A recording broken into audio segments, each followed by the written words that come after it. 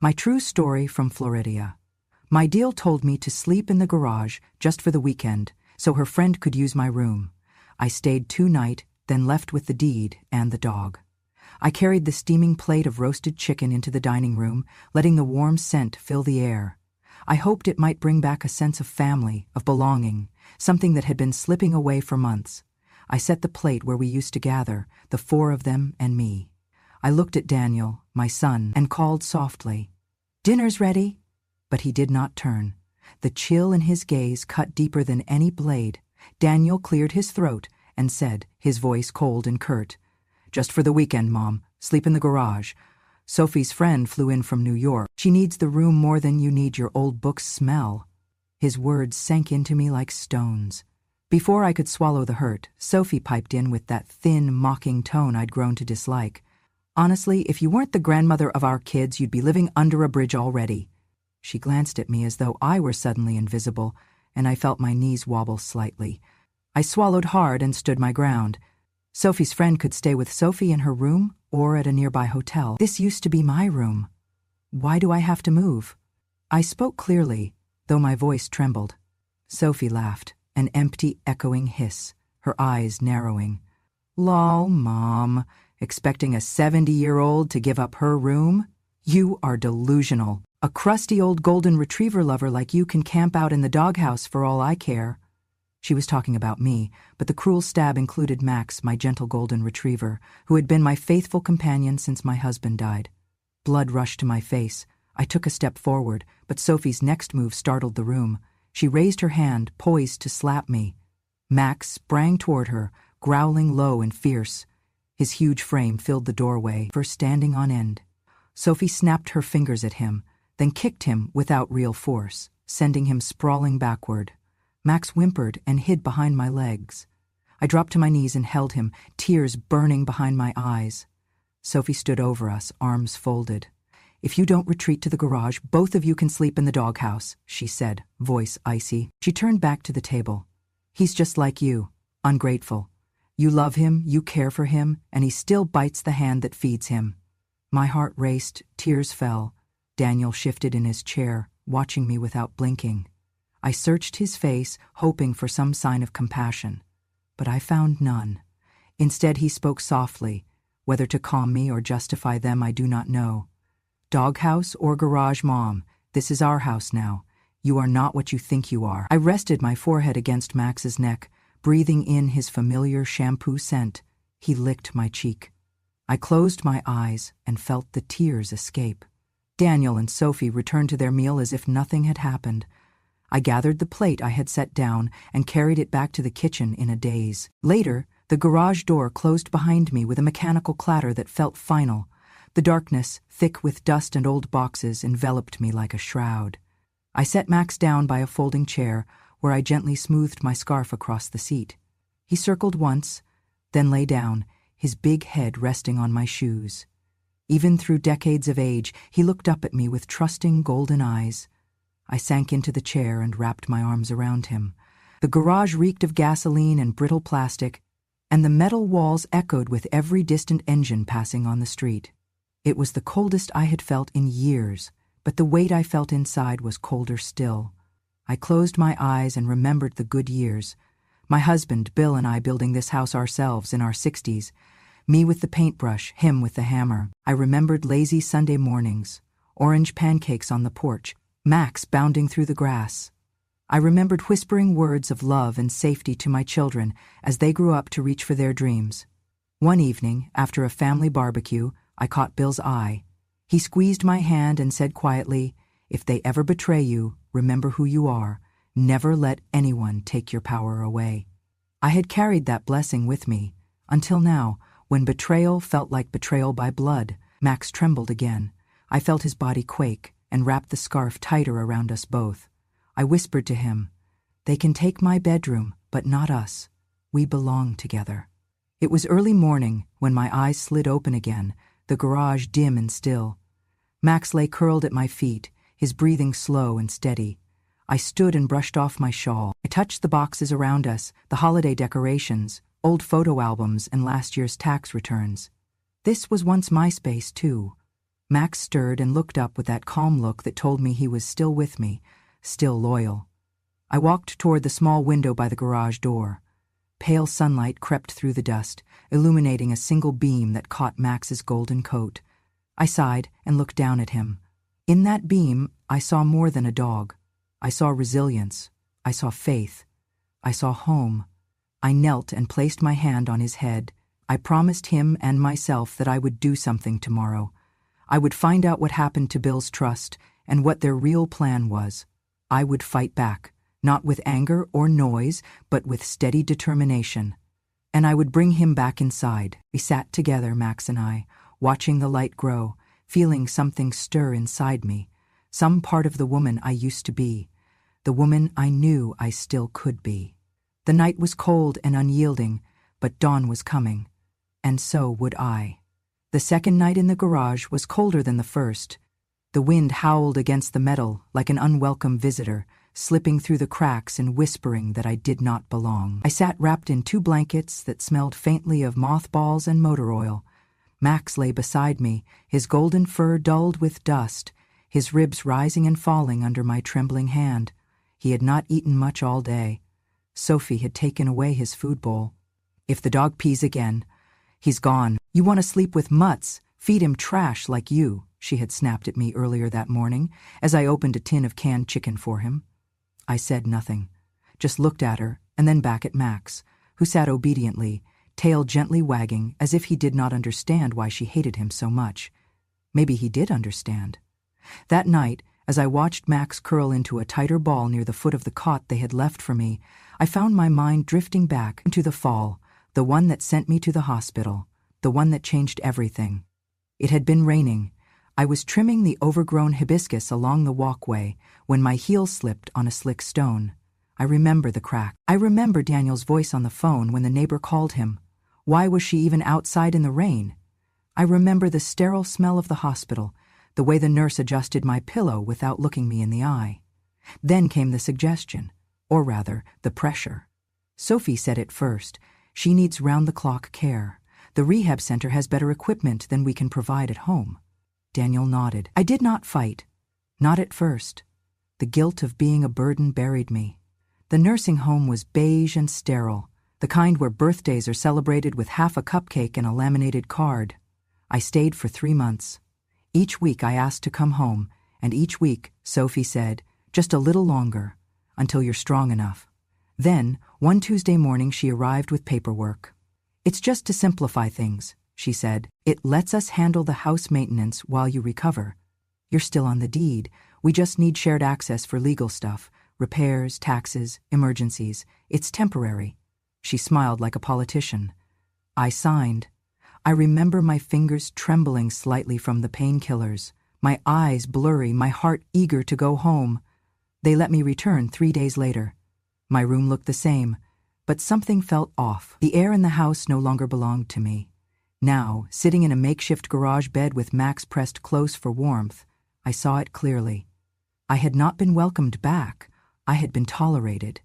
A car passed outside, headlights sweeping briefly across the small window. I watched the beams fade, leaving shadows that felt thicker than before. My breath puffed in small clouds. The garage heater Sophie promised had never been plugged in. Max whimpered. I stroked his ear. It's okay, I whispered. We're okay. But I was not sure we were. I reached for the spiral-bound notebook I kept in my coat pocket. It was the last remnant of my old teaching days. I used to write lesson plans in it. Now it held lists, memories, warnings, bits of grief too bitter to say aloud.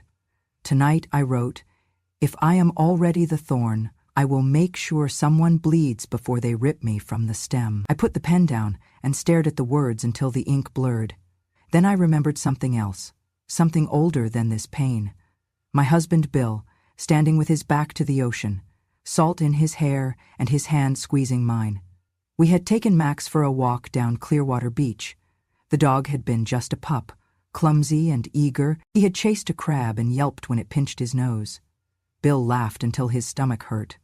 That evening, under the orange-pink sky, Bill leaned close and said, "You are stronger than they think. You always have been. But don't forget, if they ever make you feel small, you rise taller. Do not beg to belong in your own house. I had forgotten, but tonight I remembered. I looked around the garage. Boxes piled high, paint cans, holiday lights, forgotten things, like me, and yet not discarded. I turned to Max. He had fallen asleep, his head heavy on my feet, his paws twitching in dream. I felt a rush of warmth, not from the blankets, not from the air, but from within. "We won't stay here," I told him. "Not forever." His ear flicked as if in agreement. Outside, the wind wailed again, but I no longer shivered. Not as much. Something was changing, and I was starting to feel it. It was on the third night, after the last cough of the wind had died and the garage lay still, that I found myself unable to sleep. The cold had crept deeper into my bones than usual, and Max, though curled tightly against me, could not keep me warm. I lay there staring at the garage ceiling, its wooden beams sagging like my confidence. Somewhere between exhaustion and anger, I knew I needed to move, not from the cold, but from the lie I had been living in. I got up slowly, careful not to wake Max, though his eyes fluttered open as I pulled on my coat. "Just a moment," I whispered. "I need to check something." Inside the house, the hallway lights had been left on. The soft hum of the dishwasher was the only sound. I tiptoed past the kitchen and into the back storage closet near the laundry room. Years ago, I had hidden a few things there. Documents, photo albums, keepsakes that Bill and I had promised we would never throw out. Things that had meaning, tucked away behind a box of old winter coats no one had touched since we stopped going up north for Christmas. There, behind a faded green duffel bag, was the lockbox, the same one Bill had kept in his study. I opened it with the key I always wore on a chain around my neck. Inside were the original documents, the deed to the house, our joint accounts, and one thin envelope marked Last Will and Testament, William L. Myers. I sat down on the floor right there. My hands shook as I opened it, not from cold this time, but anticipation. I read every line, every clause. The house was to remain in my name until my death. Afterward, it would go to Daniel, but only if I chose not to remarry or legally transfer ownership beforehand. Bill had made that clear. For her lifetime use. Uncontested, the will stated. The pages were notarized, signed with witnesses, legitimate. But the version I had signed at the nursing home, the one Sophie had slid across the vinyl table while smiling like a realtor at a foreclosure auction, that was different. I remembered it clearly. No notary, no witness but her. The language had been vague, supposedly temporary. I pulled that copy from my coat pocket where I had folded it the night before. Comparing the two side by side under the dim closet light, my breath caught. The dates didn't align. Their version referenced rights Bill never granted. It implied a living trust that had never existed. They had faked it. Not well, but just enough to fool someone tired, someone sick, someone desperate to come home. I reached for my phone and snapped photos of every page, Bill's will, the deed, the signatures. My hand steadied with each click. I knew what I was seeing. And now I had proof. As I tucked the originals back into the lockbox, I felt a gentle nudge at my knee. Max had found me. I looked down to see his nose pressed against my leg, his eyes soft, questioning. "You followed me, huh?" I said, quietly. He sat down beside me, tail thumping once against the wall, as if to say, "I am here. I believe you." I slipped the photographed copies into my coat pocket and relocked the box. I would not leave the originals behind. But I needed a plan, one that did not make me look like a bitter old woman, but rather a mother who had been quietly betrayed. Back in the garage, I pulled out my notebook and wrote, "They do not want me to fight. They want me to disappear. But if I am going to vanish, it will be on my terms, with the truth written in ink, not in forgery." Max settled beside me again, this time resting his head in my lap. I placed the folded documents into the lining of my coat, then reached over to pull an old flannel blanket tighter around us both. Out in the world, they still believed I was broken, a burden, an inconvenience. But in that moment, with proof warming against my chest and a loyal golden retriever sleeping soundly beside me, I felt something else entirely. I felt ready. Gabe answered on the second ring. "Mrs. Myers?"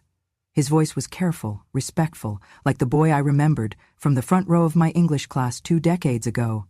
It has been a long time. Yes, I said softly, but I remembered you once told me, if you ever need help again, real help, call me. I paused. I need help. Gabe had gone to law school, graduated top of his class, and specialized in elder protection. I had seen his name in the paper once, defending an elderly man whose family had tried to declare him incompetent to seize his assets. Gabe won, with grace, with fire. Within 2 hours he was at my house. I let him in through the side gate, Mac wagging his tail cautiously. We sat in the garage. It was the only place they would not dare interrupt. I have the original documents, I said, placing the photos and copies of Bill's will on the folding table between us. And this. I handed him the unsigned transfer Sophie had me ink at the nursing home. This is what they used to file a fake deed. Gabe looked over every line in silence, his brow furrowed.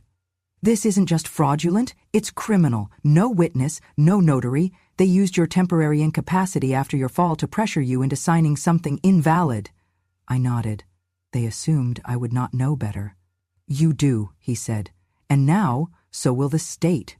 By the next morning, Gabe had filed a formal notice of fraudulent conveyance with the property registrar. He submitted copies of the original will and requested an injunction to block further transactions on the house. He also prepared a trust in my name, one that gave me sole control and designated a non-profit animal rescue as successor beneficiary. I want to donate the house to them, I said, signing the final page of the trust. Eventually, but first, I want to reclaim it. You are within your rights, Gabe assured me, and within your power. That evening, just before sunset, I received an email from Gabe titled, Confirmed, Unlawful Conveyance. I opened it with trembling hands. Attached was a scanned letter, on official letterhead from the county property office, marked with a bright red seal and the words, Inventory Transformation, Notarization Absent. The letter confirmed what we already knew. The deed Sophie submitted was legally void. I printed it, ran my fingers across the red stamp, and felt the validation ripple through me, not just legal, but moral. They had tricked me, but the law now stood beside me, quiet, unshakable. When I stepped out of the garage that afternoon, something had changed. My back felt straighter, my voice didn't shake when I asked Daniel and Sophie to pick the kids up from school. I needed the house to myself, I said. They blinked, but did not question.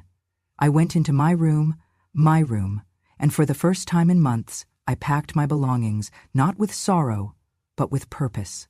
Clothes, journals, photographs, a small teapot Bill had given me on our 20th anniversary. I packed Max's things too, his leash, his bowls, the tattered old duck toy he still carried from room to room like it meant something. And then I placed a letter on my pillow. It read, To Daniel and Sophie, I leave this house, temporarily, but I reclaim its soul. You took the warmth of this home and froze it with greed. I will not argue, I will not scream, I simply take back what was always mine. The law agrees, the documents prove it. This house was built by love. You tried to hollow it with entitlement. You failed.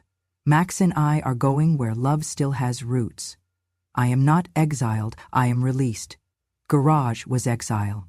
But it gave me a way out. Max sat by the door as I zipped the last suitcase shut. I looked around the room one last time. The framed photo of Bill stayed behind. Not out of sentiment, but because I wanted them to see the man who once built a life here, and to remember what they had turned it into. I left through the back gate, just as Gabe's car pulled up the driveway. He opened the passenger door. Max jumped in first, I followed, and we drove away, not into the unknown, but into something I had forgotten was possible. Freedom. It was a Thursday morning, unusually bright for February. I had just finished steeping a pot of green tea, when I heard the shouting from the front porch. Civil investigators are at the gate. Sophie's voice shrieked through the hallway like a wounded bird. They're asking for you, Mom. They have paperwork, bad paperwork. I did not rush. I placed 2 porcelain cups on a tray, poured the tea slowly, and carried it to the table where Max was already sitting, alert, tail thumping against the floor. He sensed something was happening. This time, it was not fear. It was justice. Daniel barreled into the kitchen. Mom, he said, voice cracking, they're here about the deed, the old one. They said there's a dispute, some complaint filed about fraudulent transfer. I looked at him over the rim of my cup. Yes, I said calmly. That complaint was from me. His eyes widened. You? What the hell, Mom? We were going to handle all this. You said— I said nothing, I cut in. You assumed I would stay silent. Outside, a knock at the door. Not pounding, measured, official. Sophie's face had turned white. She gripped the back of her chair like it was the only thing holding her upright. You can't let them do this, she hissed. We're family. You can't just throw us under the bus. I stood, still holding my tea. When I asked for a blanket in the garage, I said softly, what did you see me as? When Max shivered beside me and you laughed from your warm bed, what was I worth to you then? Sophie opened her mouth, but no sound came out. Her hand twitched, almost reaching for mine, but I stepped back. The front door opened. 2 uniformed officials entered with badges and clipboards. One of them addressed me directly. Mrs. Myers, we're here to follow up on your report regarding unlawful property transfer and elder coercion. We'd like to verify your documents and take a brief statement. I nodded. I have everything ready. Come in. Daniel looked like he might faint. Sophie stumbled to the couch. She's confused, she tried. She's old. Maybe she misunderstood. The younger officer turned toward her. Ma'am, we'll take statements separately, but we've already reviewed the will. The forensic handwriting analysis flagged the previous signature as likely forged. Daniel whispered, We're screwed. I turned back to the hallway where Max sat, ears perked, watching like he knew the story was reaching its turn. I walked over, knelt beside him, and rubbed behind his ears. You were the first one who stood up for me, I murmured. He licked my hand. That afternoon, the civil investigation launched in full. Papers were collected, testimony recorded. Sophie wept, cursed me under her breath, then wept again. Daniel tried to negotiate, tried to blame everything on her. I watched it all unfold without speaking. Like a teacher watching a class full of cheats, finally caught by the principal. By evening, the officers left with files in tow. Nothing was arrested yet, but the wheels were turning.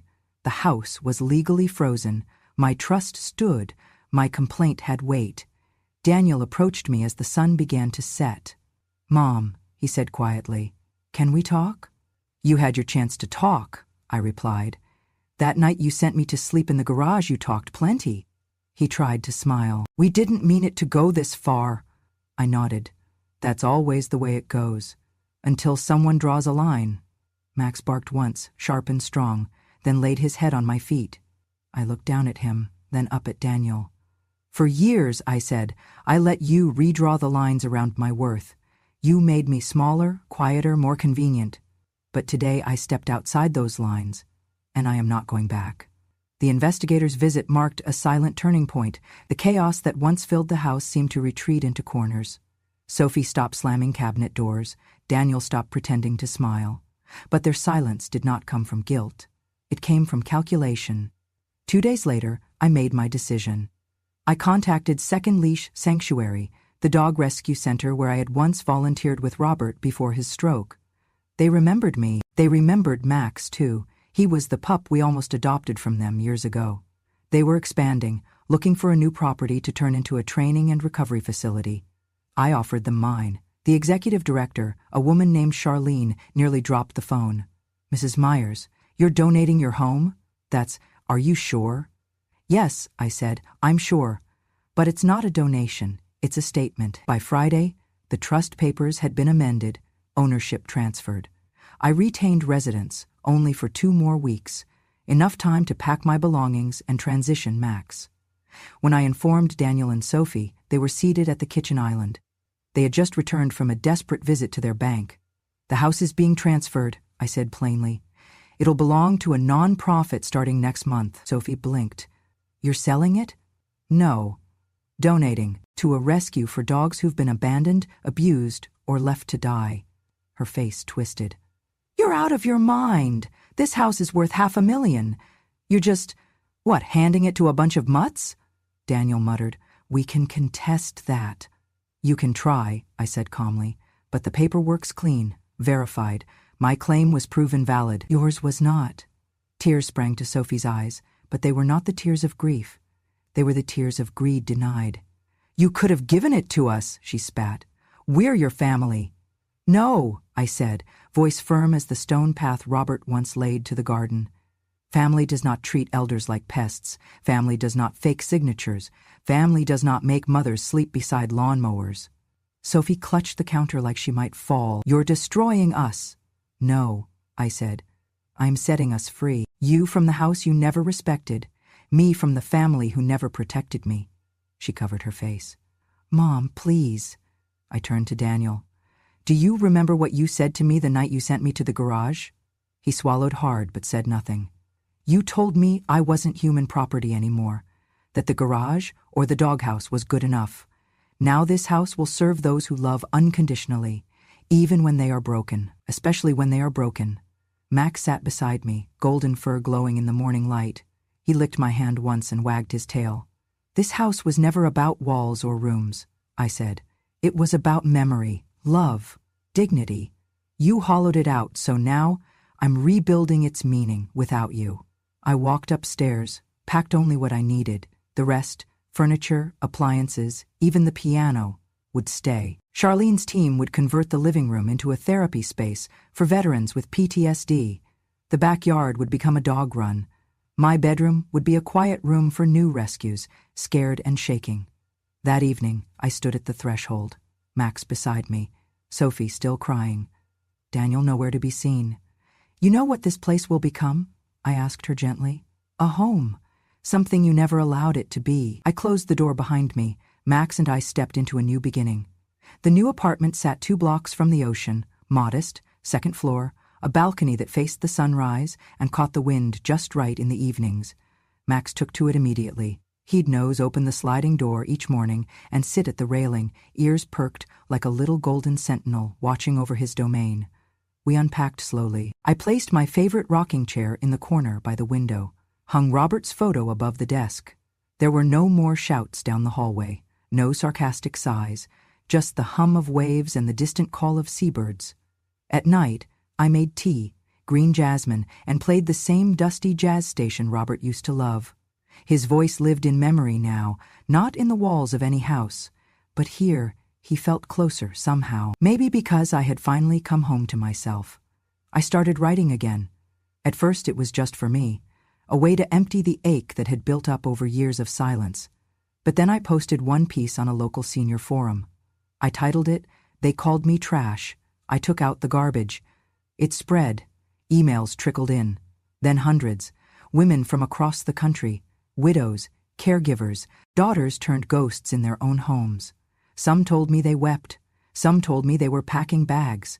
So I created a blog, The Quiet Chair, a place for women like me, not to rage, but to remember, to reclaim, to remind the world that aging does not make us invisible. It makes us undeniable.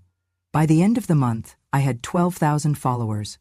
A retired professor from Michigan asked if she could translate my posts for her university. A woman from Georgia offered to knit Max a sweater. And then the message came from Sophie. It was 7:03 p.m. I had just posted a new essay, Inheritance is not a right, respect is. Her message was short. If I'm crying over what I lost, I guess I never grew up. I stared at it, no venom, no plea, just that. I didn't reply. Instead, I turned off the phone, poured more tea and looked at Max. He had aged in these weeks, or perhaps I had just started seeing it clearly. The graying around his muzzle, the way he limped slightly after long walks. But his eyes held something new, a kind of peace. Later that week, I wrote a letter to my state senator. I told him what had happened to me, not for sympathy, but for policy. There are no laws protecting elderly homeowners from coercion, no penalty when family tricks you into signing away what you built. There should be. I signed it. Mrs. Evelyn Myers, former teacher, widow, trash, turned witness. A few days later, his office called. They wanted to meet, so I dressed in my Sunday best, not to impress, but to remind them who they were speaking to, a woman who had survived the slow erasure of her life by those who once cried in her arms, a woman who had crawled out of the garage with her dignity intact and her dog by her side. They listened. Change was slow, but the door had opened, and for the first time in years, I felt useful. Not in the way I had been used, but in the way Robert used to smile when I explained a tough poem to my students, like I mattered. This life, small, quiet, sunlit, it was enough. Max curled at my feet each night as I typed, and in the stillness I knew I had not lost a home, I had found one. The grand opening took place on a sunny Saturday morning under a canopy of bright white tents and blue sky. The new sanctuary bore no corporate name, no donor plaques or brass statues, just a hand-painted sign at the front gate. Max's house, a haven for the forgotten people, came, dozens, then hundreds. Retirees, local reporters, children who knelt to pet the dogs, unaware of the stories behind every leash. And Max, he trotted beside me in his new blue vest, tail wagging, golden fur gleaming like a sunrise in motion. Gabe stood to the side, holding a thick folder. He smiled when he caught my eye. He had worked tirelessly with me these past weeks, not just as a lawyer, but as someone who remembered me as Mrs. Myers, the best teacher in 9th grade. Now he stood beside me not as a student, but as a fellow builder of something lasting. I stepped up to the small stage, the crowd falling into a hush. Max sat at my feet. I used to sleep in a garage, I began, voice steady. It was cold, damp. It smelled of oil and regret, and yet, in that place, I found something no one expected me to find. A way out. I paused. The wind fluttered the edge of my skirt. They told me I was too old, too soft, too quiet. But I was not born to be stepped over. I was born to stand up. Applause erupted, hesitant at first, then thunderous. Gabe took the mic next. He held up a piece of paper, one of my blog entries, printed neatly on white cardstock. He read, "Even trash has value in the right hands. But rot lives in those who forget who gave them life." Gasps echoed. A few nodded. Some wept. And then I saw them. At the edge of the crowd, Daniel and Sophie. Sophie wore sunglasses. Daniel had trimmed his beard, dressed in the shirt I once bought him for his job interview. They looked out of place, fragile. For a moment, I thought they might turn and leave, but instead they stepped forward, and in front of everyone, they bowed their heads. "I'm sorry, Mom," Daniel said. His voice broke. "We were wrong. I did not cry. I did not reach out. I simply smiled. I forgave you," I said softly, "but you lost me." The silence that followed was heavier than any applause. They left shortly after, quietly, and somehow that was enough. The days that followed were a whirlwind. The Tampa Bay Times ran a front-page feature, "From Garage to Glory, Florida Grandma Turns Pain into Purpose." My blog subscribers tripled. A national network offered to option my story for a documentary. The letters came in droves, some from elderly women, some from lawmakers, and a few from children, thanking me for saving the dogs their families adopted. And everywhere I went, people stopped to say, "You made us believe it's never too late. I wish my grandmother had your fire. You remind me to stand taller." But I did not do it to be remembered. I did it so no one else would be forgotten. That night, Max and I sat on the porch of the center, watching the sunset dip behind the tree. He rested his head on my lap, tired but content. I sipped chamomile tea and watched the stars blink to life. For years, I had tried to be small, to be useful, to be quiet. Now, I was simply me, a woman, a survivor, a mother who knew her worth, a widow who still loved, and above all, a witness who refused to disappear. Max stirred. "You know," I whispered. "They called it exile, but it was a beginning." He licked my hand in agreement. And somewhere deep in the Florida breeze, I swore I heard Robert laugh. "Thank you for sitting with me through this. I know it was not an easy story to hear. It was not an easy story to live, but it was mine, and that's why I told it, so that no woman like me ever thinks she has to keep quiet about what's done to her in the shadows of a house she built. You see, they told me it was just for the weekend, that I'd only have to give up my room, a room I paid for, I cleaned, I cherished, so that someone younger, trendier, and more important could have it. They told me the garage was temporary. They said it like they were doing me a favor, like I should be grateful to sleep beside a lawnmower and a plastic tub of Christmas lights. And when I hesitated, when I asked for the smallest ounce of dignity, they laughed. They mocked. They kicked the only creature in that house who still loved me unconditionally, my dog, Max, a golden retriever with more heart than any human in that kitchen that night. But here's what they didn't know. You can't corner a woman who's already buried her husband, raised children through recession and loss, and learned to smile even when the world forgot her name. You can't push her into a garage and expect her to disappear. No, that woman remembers. And when she rises, she does not come back quietly. They thought they were clever, that they'd fooled me into signing away my rights, my home, my value. But they forgot I used to be a teacher. I know how to read fine print, I know what forged ink smells like, and I know how to call the right people at the right time when no one's looking. And when I left, 2 nights later, I did not slam the door. I closed it like a chapter. I took my dog, I took my dignity, I took the deed, and I took back my name. Now, I live near the ocean. Max has a yard. I have peace. And together, we've turned that pain into purpose. You see, the house I left behind? It's no longer theirs. It's no longer mine either. It now belongs to a shelter for abandoned dogs, souls like Max who've been kicked, ignored, and discarded like trash. But trash can be recycled. Trash has value. And I am no one's garbage. If this story meant something to you, if it reminded you of your mother, your neighbor, or even yourself, then I ask just one thing. Do not let it fade. Subscribe to this channel, Grandma True Stories. Share this story with someone who needs to hear it, a friend, a daughter, a woman sitting silently at her kitchen table, wondering if anyone still sees her. Because we are here. We are still here. And let me tell you something, they never put in greeting cards. A grandmother's silence is not weakness. It is history, waiting for the right moment to speak. And when she does not raise her voice. She raises the roof. Until next time, remember this. Wisdom does not shout, it remembers.